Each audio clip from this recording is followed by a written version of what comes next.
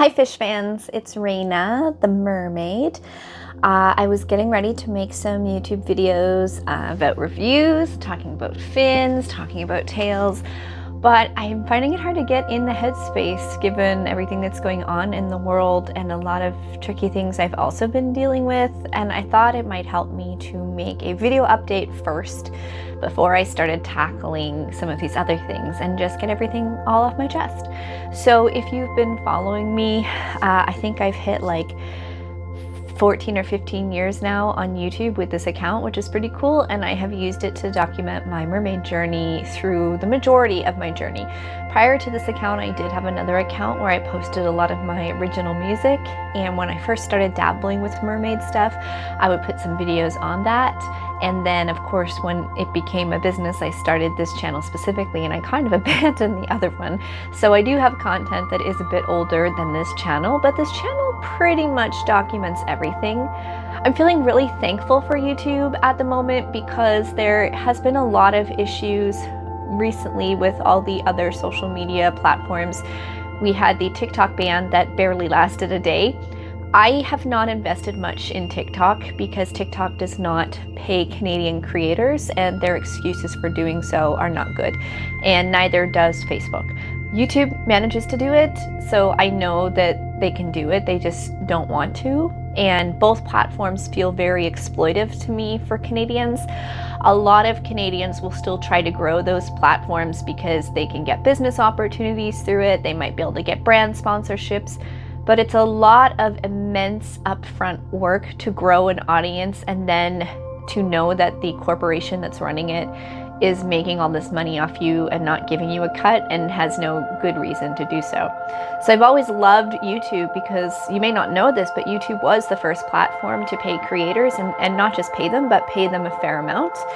And I've gotten so much support from YouTube over the past few years. I've been able to take workshops, I've had a mentor, I've had in-person meetups, I've had boot camps. It's been really fantastic, and I think that you, my long-term followers, have been seeing that reflected in the quality and quantity of the work that I've been putting up. So yeah, it's been weird. And YouTube has sort of become my main focus because if you've been following my videos and you've been following my social media updates, you probably know, even though I haven't done a video directly on it, that I've closed my company, Halifax Mermaids. I did a video about why we were in that position and what I was planning to do about it. And basically, I've had to pivot for a number of reasons. And I shared those reasons recently with the Reddit community, which is pretty cool. We have a really nice Halifax Reddit community, and I shared a post that was basically my way of saying goodbye to all of the people who have just been my clients for over a decade, and I've seen their kids grow up, and they've come to events, and I've done parties for them, and it was my way of kind of putting a bookend on it because I was feeling like I had no closure, like I just kind of had to close in a rush and I didn't have any closure. So making this post was really helpful to me, and it went a little viral locally, which was kind of cool. A lot of people came on and gave me such a beautiful, wonderful feedback that really truly helped me and made me feel better. So that was really nice. And then because this post went viral, the news picked it up and it got featured on a few news outlets, which felt a little ironic to have all of this attention because I was closing, and it would have been nice maybe if I'd had that attention before closing, maybe I wouldn't have had to close. So to recap, there's a few reasons why I had to close my business. Some good, some bad. So good reason. I became a mom unexpectedly, having infertility my whole life, and then unexpectedly getting pregnant during the pandemic and having my beautiful son, who I nicknamed Trout. Being a mom has been my highest calling, and it's not that way for everybody, and that's okay. I don't want to glorify that kind of mindset. It's just, it is true for me, that's all. I love it more than anything. And I did know that when I decided to follow through with all of that, that it would impact my mermaid work. I think I just didn't fully grasp how much.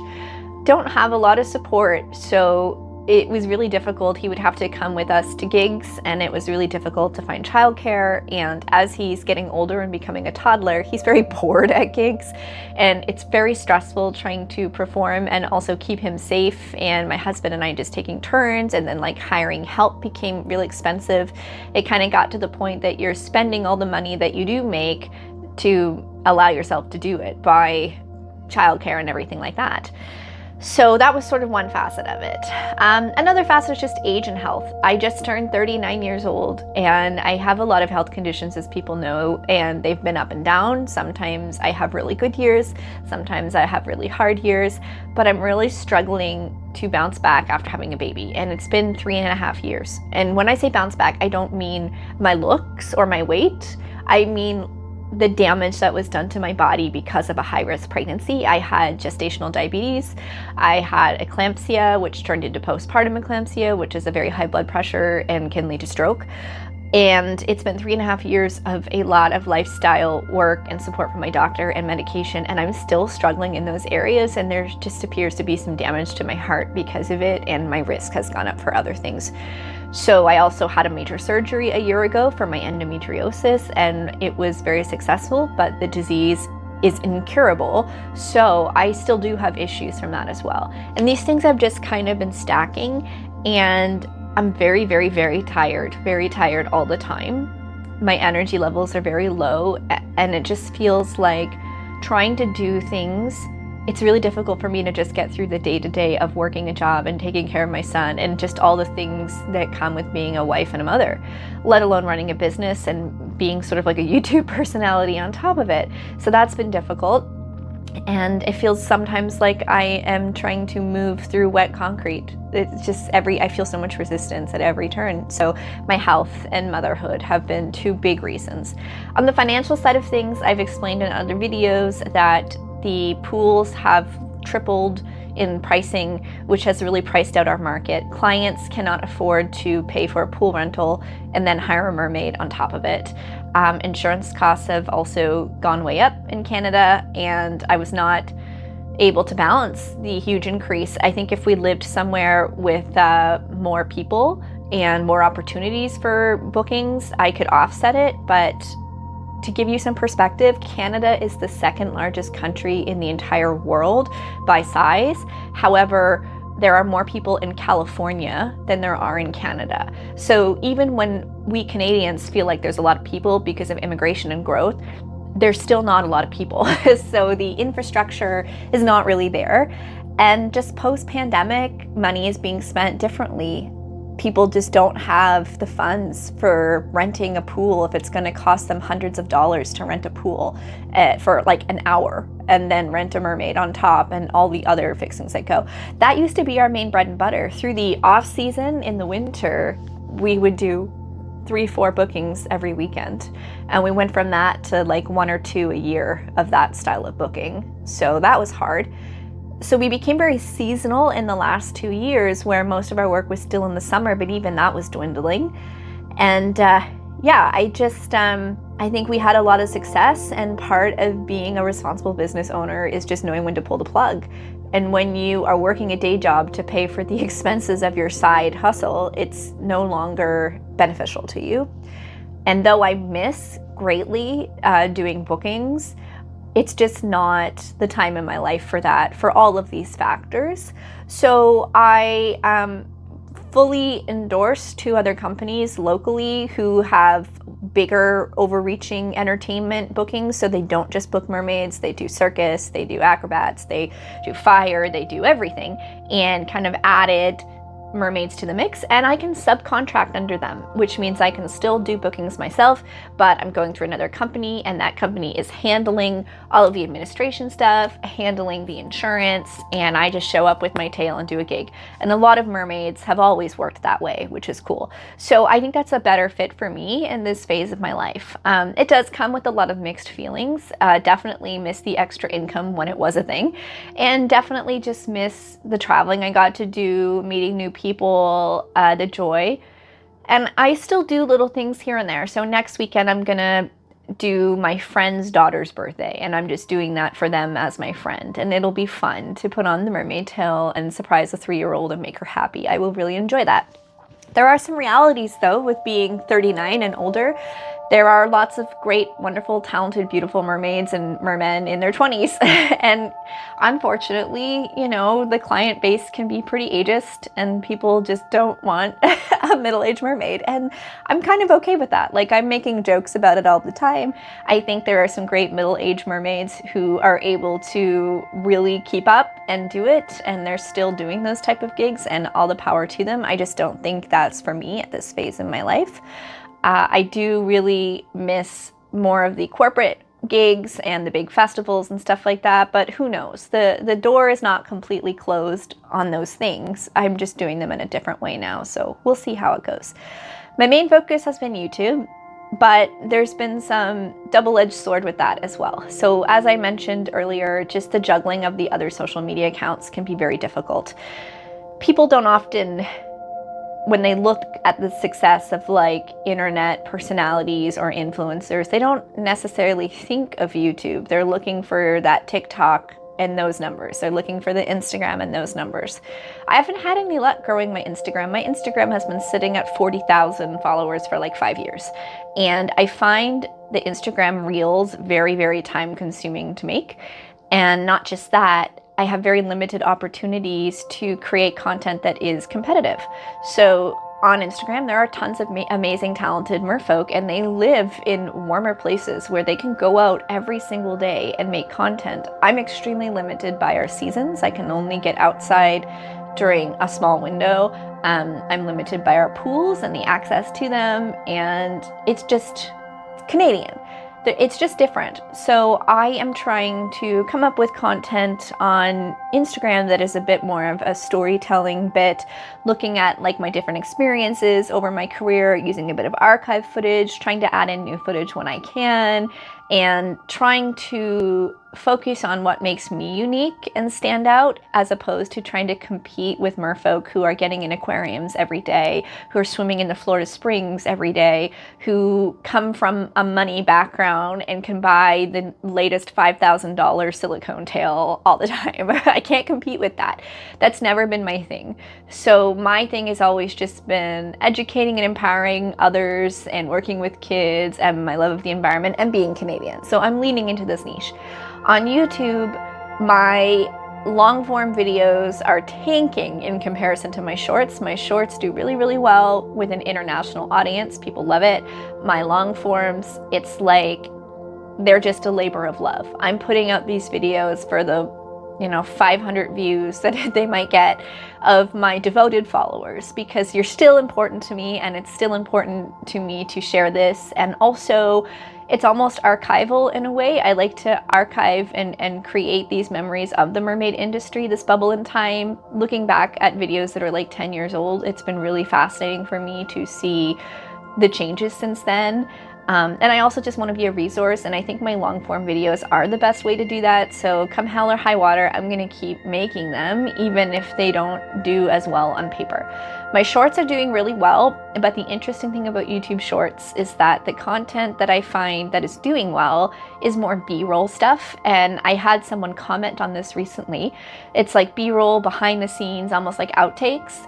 And it's just really bizarre because those videos go viral all the time. And then shorts that I put a lot of effort into, and I do a lot of editing, and I come up with a narrative for them, they don't do so well.